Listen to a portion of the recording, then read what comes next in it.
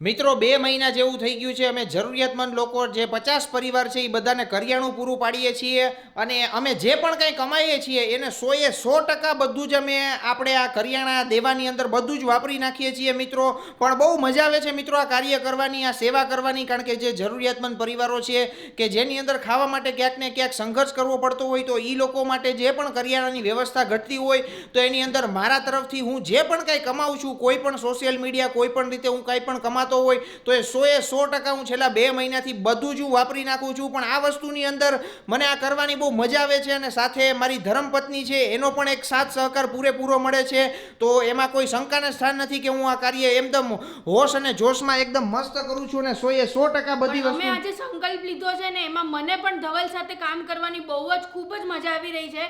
કેમ કે ધવલ જે કામ મને એકવાર ધવલ એવું કીધું કે આપણે આ સેવાનું કામ સ્ટાર્ટ કરવું છે પ્રાચી, તો આપણે આમાં શું વિચાર કરવો છે. મેં કાંઈ વિચાર્યા કર્યા વગર ધવલને હા પાડી દીધી કે ધવલ આપણે આમાં કોઈ જ વસ્તુમાં વિચારવાનું ન હોય. કોઈકનું પેટ ભરાતું હોય, કોઈકની ભૂખ તડતી હોય તો એનાથી મોટું કામ આપણા માટે કાંઈ જ ન કહેવાય. એટલે મેં ધવલને તરત હા પાડી અને મેં બીજા જ દિવસથી આ કામ સ્ટાર્ટ કરી દીધું. 100%. એટલે આમાં શું છે કે અમે 2 મહિના પહેલા જ્યારે સંકલ્પ લીધો હતો કે જરૂરિયાતમંદ પરિવાર અમારી આજુબાજુમાં જે પણ હશે એ લોકોને આપણે દર મહિને કરિયાણું પૂરું પાડશું. પણ ધીમે કરતા એવા 50 પરિવાર અમારી નીચે જોડાઈ ગયા કે જેને અમે અત્યારે દર મહિને કરિયાણું પૂરું પાડીએ છીએ. A to Z વસ્તુ બધી પૂરી પાડીએ છીએ.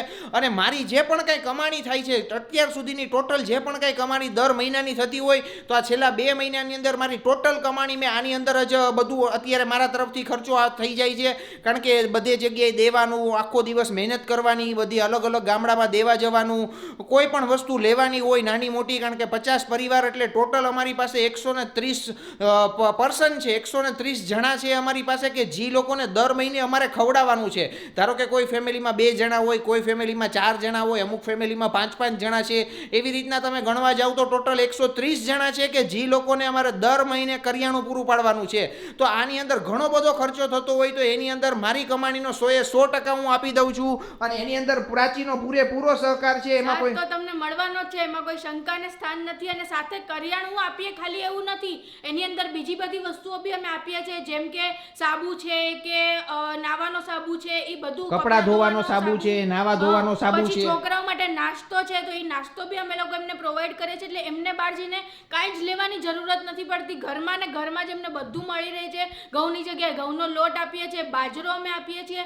એટલે આનાથી વધારે મારા માટે સુખનું કામ કાંઈ જ ન કહેવાય. 100%. એટલે આપણાથી થઈ શકે એવું કાર્ય છે. પણ આની અંદર અમારાથી જેટલું પહોંચાય છે એટલું કરીએ છીએ. અમે જેટલું કમાઈએ છીએ એટલું બધું જ આની અંદર અર્પણ કરી દઈએ છીએ. આની અંદર તમારો પણ સારો સાથ અને સહકાર મળ્યો છે. તમે જે વિડીયો લાઈક કરો છો, શેર કરો છો, અમને સપોર્ટ કરો છો તો થેન્ક યુ સો મચ. અને આવી રીતના આગળ પણ સપોર્ટ કરતા રહેજો. આપણાથી થતું હશે એટલું કાર્ય આગળ ને આગળ વધારવાનું છે મિત્રો. તો અને આ આપણી જર્નીની અંદર જે પણ લોકો આપણને સપોર્ટ કરે છે એનો પણ દિલથી થેન્ક યુ સો મચ. આવી રીતના આપણે ઘણા બધા લોકો સુધી હજી પહોંચવાનું છે અને દર મહિને આપણે કરિયાણું પૂરું પાડવાનું છે. તો જે પણ લોકો આપણને સપોર્ટ કરી રહ્યા છે થેન્ક યુ સો મચ, દિલથી થેન્ક યુ સો મચ. જો વિડીયો જોવાની મજા આવી ગઈ હોય તો વિડીયોને લાઈક અને શેર કરવાનું ભૂલતા નહીં. આજે જમવાની અંદર એકદમ નવીન જ શાક બનાવ્યું છે, ભરેલા મરચાનું શાક. આપણે ભરેલા મરચાના ભજીયા ખાતા હોઈએ પણ આજે શાક બનાવ્યું છે ભરેલા મરચાનું. આપણે આ જોઈ લઈએ, આ મરચા લઈ લીધા છે, વચ્ચે ચીરિયા કરી નાખ્યા છે. ચીરિયા કરી અને આજે બનાવીને છે દીપાલી શાક બનાવવાની છે, મારા મામાની છોકરી હે ને. હો દીપાલી બનાવશે, હું જોઈ લઉં પછી બીજી વાર હું બનાવીશ અને બતાડીશ કે કેવું બન્યું. એટલે આમાં શું નાખ્યું? આ મસાલો ભર્યો છે એટલે મસાલાની અંદર શું છે? મસાલામાં જો ચણાનો લોટ હોય એમાં થોડુંક તેલ નાખી અને શેકી લીધો છે. શેકીને પછી એમાં આપણો જે ઘરનો મસાલો હળદર, ધાણા જીરું, મરચું, મીઠું અને સ્પેશિયલ લસણ ખાંડીને નાખ્યું છે આની અંદર. બરોબર. એટલે આવી રીતના જો આ મસાલો આખો બની ગયો પછી આને જ આપણે ભરવાનું ને મરચાની અંદર. મિક્સ કરીને ભરી લે. તે હાલો ત્યારે ભરવા માંડો ને પછી શાક બનાવી નાખો. એટલે આવી રીતના જો અત્યારે મસાલો બન્યો છે, મસાલો પછી આ મરચાની અંદર ભરવાનો છે. યસ. અને મસાલો રેડી થઈ જાય એટલે જો ઈ મસાલાને પછી આવી રીતના તમે મરચામાં ભરો ને અને મરચામાં બધો ભરી દેવાનો. ને અહીંયા જો આ ભરેલા મરચા થઈ ગયા છે. ભરેલા મરચા ભરાઈ જાય પછી આનો વઘાર કરવાનો ને દીપાલી. એનો વઘાર કેવી રીતના કરવાનો? વઘારની જેમ હોય, જેમ આપણે તેલ મૂકી અને તેલની અંદર આ મરચાને સાતળી નાખવાના. પછી આમ થોડા ગ્રેવી વાળું થાય ને ભરેલું શાક એકદમ તાકાત વાળું, એટલે એમાં પાણી નાખવાનું, છાશ નાખવાની, દહીં નાખવાનું. પાણીમાં આખો વઘાર થશે. જો આવી રીતના મસાલો તમે જોઈ લો, મસાલો એકદમ ટેસ્ટી.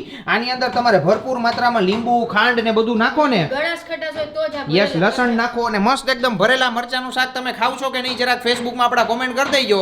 બાકી છે ને વિડીયો ગમતો હોય તો વિડીયોને લાઈક અને શેર કરી દો, કારણ કે ઘણા બધા લોકો એમ કહેતા હોય કે તમારી રેસીપીના વિડીયો બહુ ગમે છે.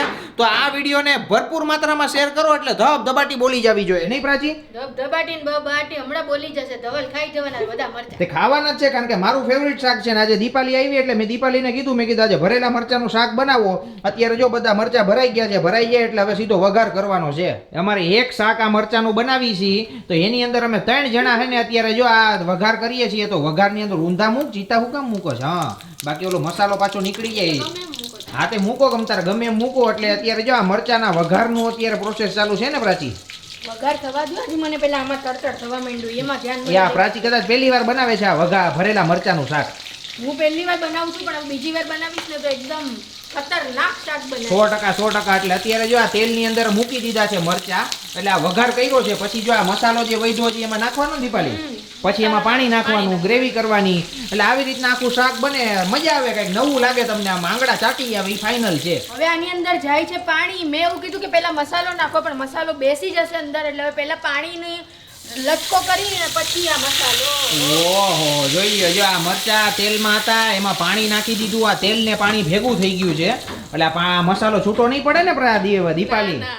તો વાંધો નહીં. એટલે હવે એની અંદર હવે પાછો આપણો આ મસાલો નાખી દેવાનો. જોઈ લો, એટલે કલર જો આવો થવા માંડે એટલે થોડો થોડો મસાલો ઓલો થતો હોય એમાં વાંધો ન આવે. એટલે ઘરમાં તમારે શું છે, કોક દીક નવું ખાવાનું ટ્રાય કરાય, એમાં કઈ વાંધો નથી. ભરેલા મરચા આવી રીતના તમે મસાલો બનાવો, તમને ભાવે ને એવો મસાલો બનાવવાનો. એમ તમારે ખાટો બનાવો, ઘેડો બનાવો, તીખો બનાવો, એ તમારા ઉપર છે. પછી જો આની અંદર જો આવી રીતના મસાલો નાખ્યો, મસાલો નાખીને પછી આને ચડવા દેવાનું. ચડવા દો ને એટલે એકદમ ગ્રેવી તૈયાર થઈ જાય. એકદમ આપણે ઓલી સરગવાનું શાક ખાય ને એ ટાઈપનું થઈ જશે આની. યસ, મજા આવશે. નહીં તો આજે ધબધબાટી બોલાવાની છે મિત્રો. જોઈ લ્યો, જો આ અત્યારે બને છે, આમાં મોઢામાં તમને પાણી જ આવી જાય. યસ, અને ફાઇનલી અમારું આ શાક બની ગયું છે. આમાં મરચા તો ક્યાંય દેખાતા જ નથી, કારણ કે ગ્રેવીમાં આખા ઢકાઈ ગયા હે ને. પણ આ ગ્રેવી જે ખાવાની મજા આવશે ને, હું તો ગ્રેવી જ ખાવાની છું, મરચા તમારે ખાવાના છે. એ તો ભલે કાંઈ વાંધો નહીં. તો ચાલો મિત્રો, અમારું આ ભરેલા મરચાનું શાક રેડી થઈ ગયું છે. તમને કેવું લાગ્યું એ જરાક મેસેજ કરી દેજો. બાકી વિડીયો ગમ્યો હોય તો વિડીયોને લાઈક અને શેર કરવાનું ભૂલતા નહીં, કારણ કે એકદમ નવીન શાક બન્યું છે. Ready done. મળીએ કાલે વિડીયોમાં.